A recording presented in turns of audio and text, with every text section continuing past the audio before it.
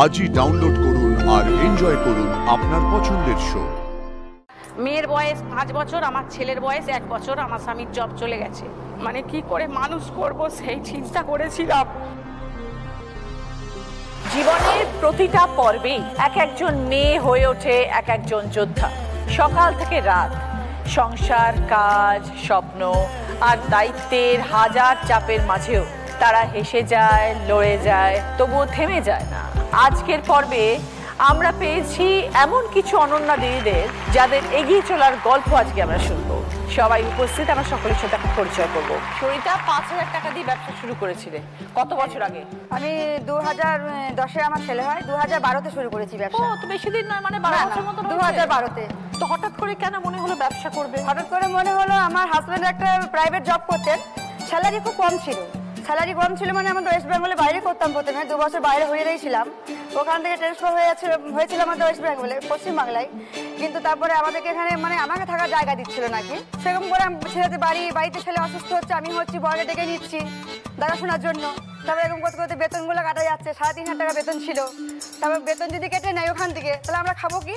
আর বাড়িতে কিন্তু আমাদের বাড়িতে কিন্তু ব্যবসা করে 2 ভাসুরি। এখন তোমার সাথে অনেক মেয়ে কাজ করে? প্রচুর মেয়ে, আমাদের 5-6 হাজার মেয়ে কাজ করে, টেলারের কাজ করে, তারপরে আঁকা কাপড় দিদি সেগুলো করে। আমি হাটেও বসি। আমি বেশিরভাগ কিন্তু উত্তরবঙ্গে বেশি মেলা, আগে সরকারি এক্সিবিশন করতাম, এখন প্রাইভেট দিকে আমি এগিয়ে গেছি। বদ্দা এটা সামনে এলাই সরকারিটা, আমি কিন্তু এখন উত্তরবঙ্গের সাইডে পুরোটাই আমার কিন্তু ক্যাপচার। তার মানে সারা আমি 3 মাস টোটাল 3 মাস থাকি বাড়িতে।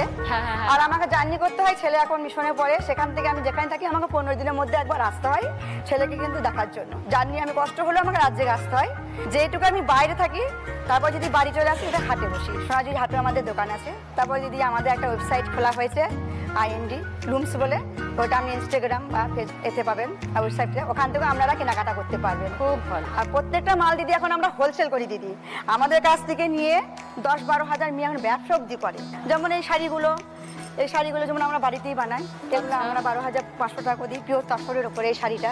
আচ্ছা। হ্যাঁ, এই শাড়িটা যেমন পিওর তসরের ওপর আছে, এটা কিন্তু ফিগার মোটিভ আছে দিদি ভাই। এটা আমাদের যেটা শান্তিনিকেতনের বাউল, সেটা দিয়ে করা আছে এটা। তারপরে এই শাড়িগুলো পুরো হোলসেলে পাবেন, পিওর একদম ব্যাঙ্গালোর সিল্কের ওপরে পুরো কাজ আছে দিদি। এটা 6,500 টাকাতে। যদি কেউ বিজনেস পারপাস যদি নেয় দিদি এটা কোয়ান্টিটিতে, তো এখান থেকে আমরা আরও লেস করে দিই।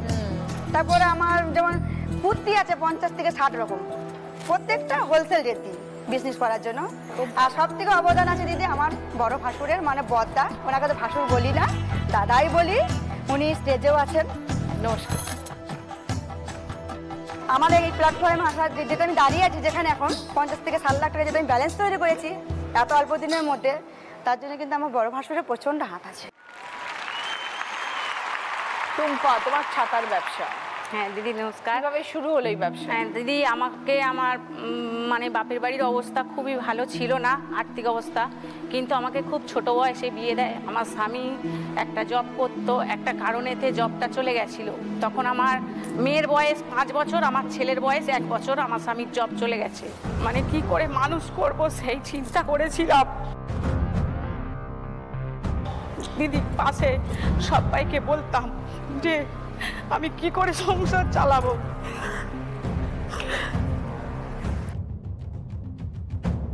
যেহেতু 2টো বাচ্চা আছে, তখন আমার পাশে একটা মহিলা এই ছাতার কাজ করতো।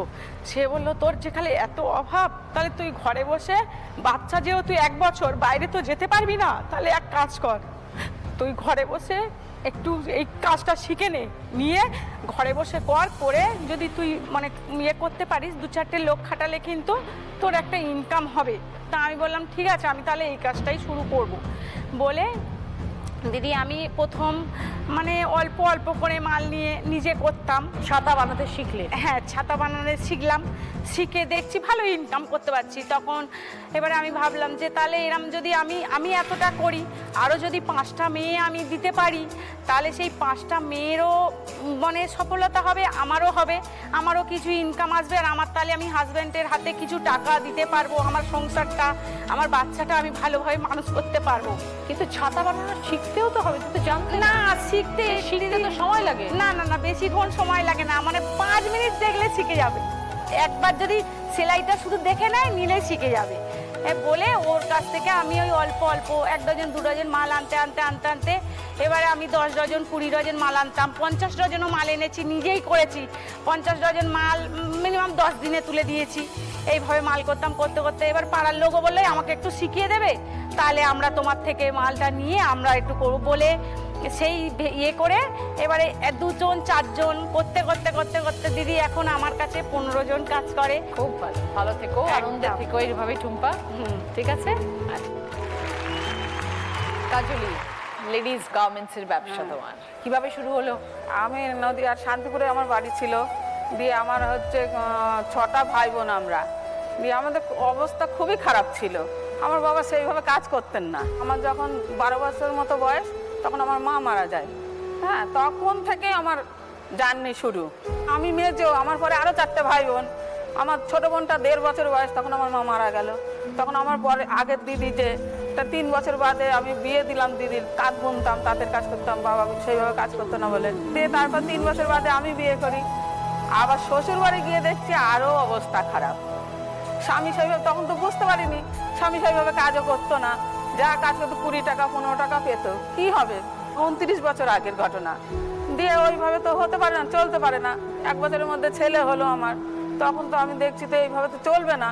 তখন আমার স্বামীকে বললাম, দেখো এইভাবে তো হবে না, আমার না ব্যবসা খুব ইচ্ছা। আমার বাবা তাঁতের ব্যবসা করতো, প্রথমে শুরু করেছিল, কিন্তু আমার বাবা রাখতে পারেনি জিনিসটা। আমার ব্যবসাটা সত্যি কথা বলতে এখন অনেকটাই ভালো আছে। আমি লোককে এখন মাল দিই, লোকে আমার কাছ থেকে মাল নিয়ে বিক্রি করে। কত বছর হয়ে গেল? দীর্ঘ 25 বছর। খুব ভালো থেকো কাজলি, তোমার ব্যবসা আরো বড় করো। মামুনি, হোম ডেলিভারির ব্যবসা। আমার 2005 সালে বিয়ে হয়, আর আমার হাজব্যান্ড চাকরি করতো, তো একটা ছোটোখাটো প্রাইভেট ফার্মে চাকরি করতো, যার জন্য মাইনেটা খুবই কম। আর ছেলে মেয়ে দুজনেই হয়ে গেছে, ওদের স্কুলে ভর্তি করা, প্রচুর চাপ। তো এই করতে করতে আমি 2012 সালে দিদি বিজনেস শুরু করি, কিন্তু খুব একটা তখন এত শরীর খারাপ হয়ে যায়, তারপরে আমি বন্ধ করে দিই। তারপর 2015 সাল থেকে আমি শুরু করি। এবার হুট করে তো আর হয় না, এই বিজনেসটা আমার মায়ের ছিল, আমার তো কাস্টমার নেই, যেহেতু হুট করে শুরু করছি।